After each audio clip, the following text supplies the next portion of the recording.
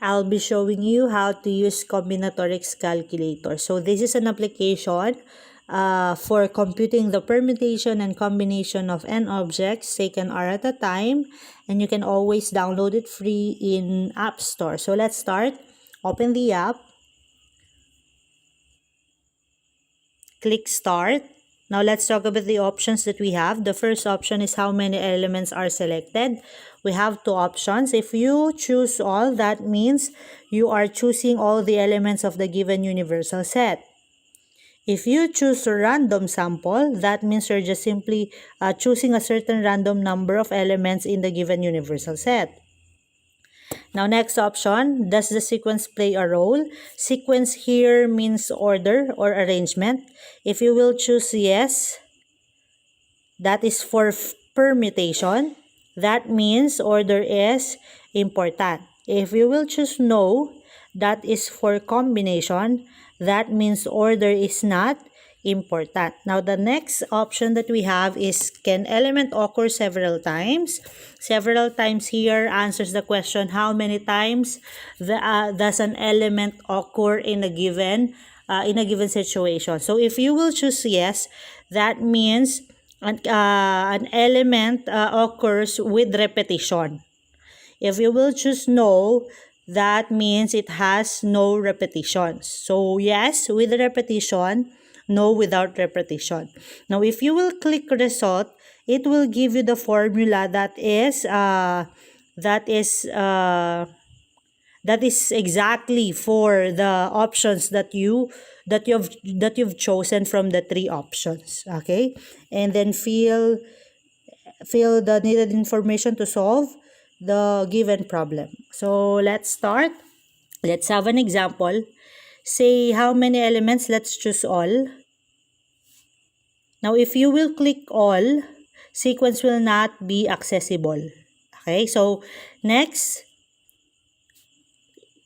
can an element occur several times? Let's choose yes. And then click result.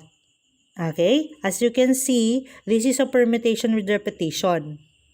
Or in our previous lesson, we call it distinguishable permutation. So let's have an example. Say we need to find the number of arrangement in the word mathematics. So mathematics has 11 letters. So n is 11. That is the total number of elements in the given universal set. Now next, say the letter M appears 2 times. So that is 2 times. The letter A as well, 2 times. And letter T, 2 times. And that's it. Now, if we will click the calculation option here, it will give us the answer that we need. So let's click calculation. Okay. Therefore, there are 4,989,600 ways on how we arrange the word mathematics. Okay? Another example. Say, we will choose all again, but this time we will be choosing no.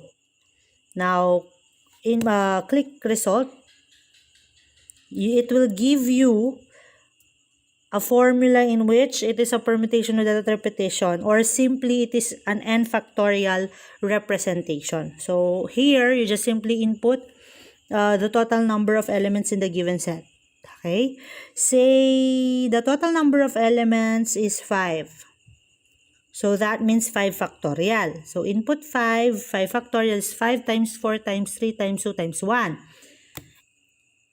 If we will input calculation, it will give us the exact value of 5 factorial, which is 120.